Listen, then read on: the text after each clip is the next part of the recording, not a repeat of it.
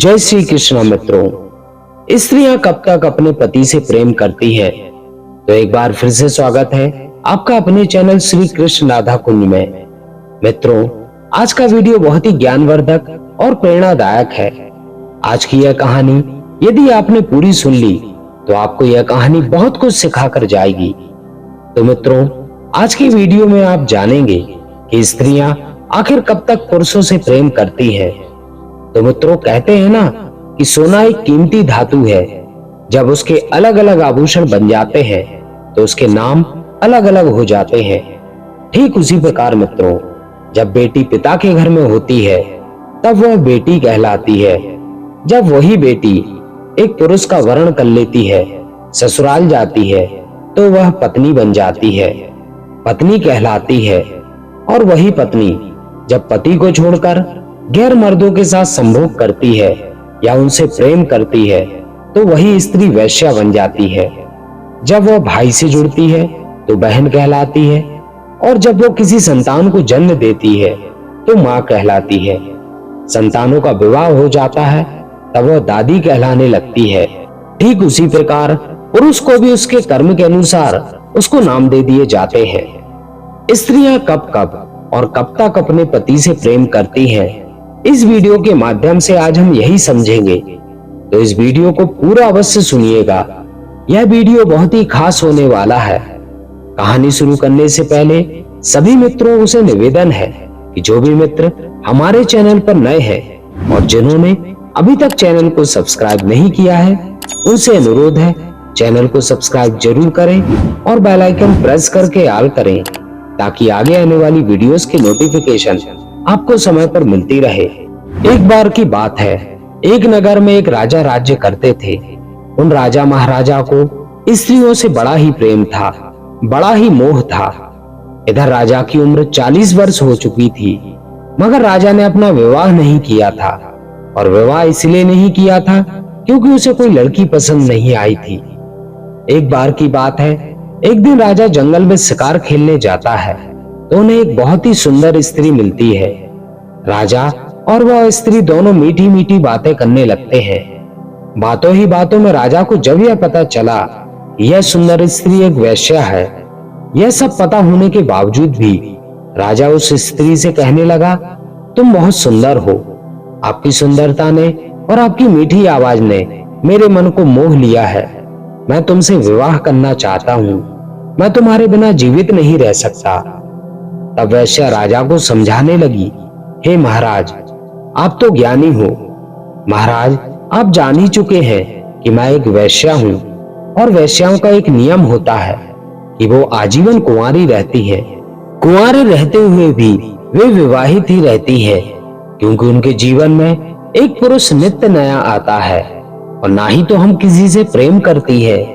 हमारे दिल में किसी एक के प्रति प्रेम नहीं रहता। उस वेश्या ने राजा को बहुत समझाया, मगर राजा अपनी जिद पर अड़ा रहा। राजा को कुछ समझ में नहीं आया।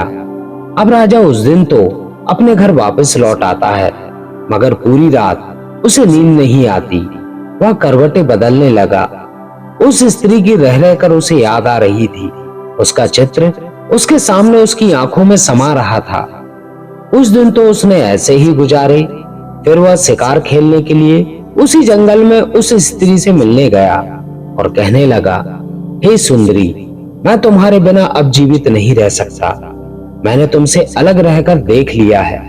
मैं जितना अलग रहता हूँ, जितना दूर रहता हूँ, उतना ही तुम मेरे पास रहती हो। तुम्हारी याद उतनी ही ज्यादा आती है।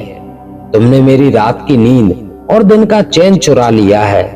मैं तुमसे बहुत प्रेम करता हूँ, इसलिए तुम मेरे प्रेम को स्वीकार कर लो और मेरा प्रस्ताव स्वीकार कर मुझसे विवाह कर लो। फिर उस वैश्या ने कहा, हे महाराज, हमारा कोई धर्म नहीं होता। फिर आपका दिल हम पर आ ही गया है। आप नहीं मानते हो तो मैं आपसे विवाह करने के लिए तैयार हूँ, पर मेरी 2 शर्तें हैं। यदि आप मेरी दोनों शर्तें मान लोगे तो मैं आपसे विवाह कर लूंगी। किसी ने ठीक ही कहा है मित्रों कि सावन के अंधे को हरियाली ही हरियाली नजर आती है। अब भी उस राजा की बुद्धि ठिकाने नहीं है। यह मन बड़ा ही चंचल होता है। जिस पर आता है उसके गुण अवगुण कुछ नहीं देखता है। यह वैश्या स्त्री राजा से दो शर्तों की बार बार बात कर रही थी। राजा कह रहा था, मैं मान लूंगा। अभी राजा की आंखें नहीं खुली थी। कहते हैं ना, कागा अंधा रात में और दिन में उल्लू होए, काम ही अंधो रात दिन, जाके बुद्धि गई जाने कहां सोए। राजा उस स्त्री की चाल नहीं समझ पा रहा था। विवाह में कोई शर्तें नहीं रखी जाती। वह स्त्री सौदा कर रही है या विवाह कर रही है, यह राजा की समझ में नहीं आ रहा है। राजा कहने लगा, आप मुझे दोनों शर्तें बताइए।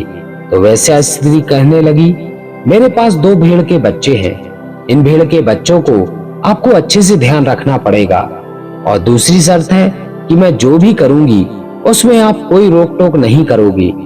यदि किसी दिन इन भेड़ के बच्चों को किसी प्रकार की कोई परेशानी हुई तो मैं उसी दिन तुम्हें छोड़कर चली आऊंगी। और उस राजा ने उस वेश्या की दोनों शर्तें मंजूर करके उसी समय उससे विवाह कर लिया और राजमहल में लाकर उस सुंदर स्त्री के साथ रहने लगा।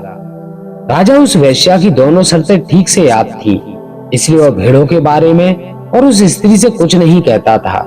वह नहीं चाहता था कि वह सुंदर स्त्री मुझे छोड़कर कहीं चली जाए। इस तरह से मित्रों, उस राजा को वेश्या के साथ 4 वर्ष बीत गए। एक समय की बात है, राजा और वह वेश्या रात्रि में सो रहे थे। उसी समय राजा के राजमहल में चोर आ गए और उन्होंने वह भेड़ के बच्चे देखे।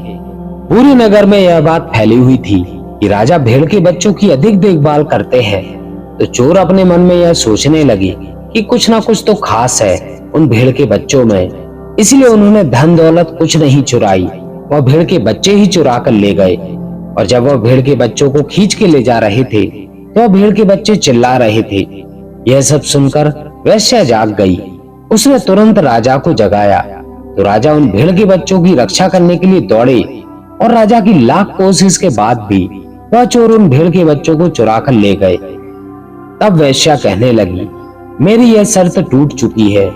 और अब वह वेश्या राजा को छोड़कर चली गई। राजा समझ चुका था कि उसकी शर्त टूट गई है। वेश्या के जाने के बाद भी राजा अपनी पत्नी को नहीं भुला पा रहा था। और एक दिन वह राजा उसी जंगल में उस वेश्या की कुटिया पर फिर पहुंच गया और कहने लगा, हे प्रिय, जिस दिन से तुम मुझे छोड़कर आई हो, अब मेरा सुख चैन सब लुट गया है। वह महल मुझे खाने को दौड़ता है, उस महल में मुझे कुछ दिखाई नहीं देता। मैं तुमसे बहुत प्रेम करता हूँ, यह मेरे दिल की बात है, समझ लो और मेरे साथ चलो। तब वह वेश्या कहती है, हे महाराज, मैंने तुम्हारी इच्छा के अनुसार कुछ दिन के लिए तुम्हारी पत्नी बनकर रही, मगर आप जानते हो कि मैं एक वेश्या हूँ, मेरा कोई धर्म नहीं है। यहाँ रोज का एक पुरुष का आना फिर दूसरे पुरुष का आना जाना होता ही रहता है। हम किसी पुरुष से प्रेम नहीं करती, फिर भी आप मुझे दोबारा कहते हो कि पत्नी बन जाओ। तो मैं आज तुम्हें 3 बातें बतलाऊंगी। यदि तुमने इन 3 बातों को अपने जीवन में ठीक से उतार लिया तो आप कभी भी दुखी नहीं रहोगे, आपको कभी पछताना नहीं पड़ेगा, आप कभी स्त्री के मोह में नहीं पड़ोगे। कहते हैं ना कि वैश्याओं का कोई धर्म नहीं होता, वह जब तक जीती है तब तक अपने जीवन में अनगिनत पाप करती है। वैश्याओं का कोई धर्म नहीं होता। दूसरी बात, जो स्त्री धन के लोभ में अपने पति से प्रेम करती है, वह प्रेम कभी भी ज्यादा दिनों तक नहीं टिक सकता।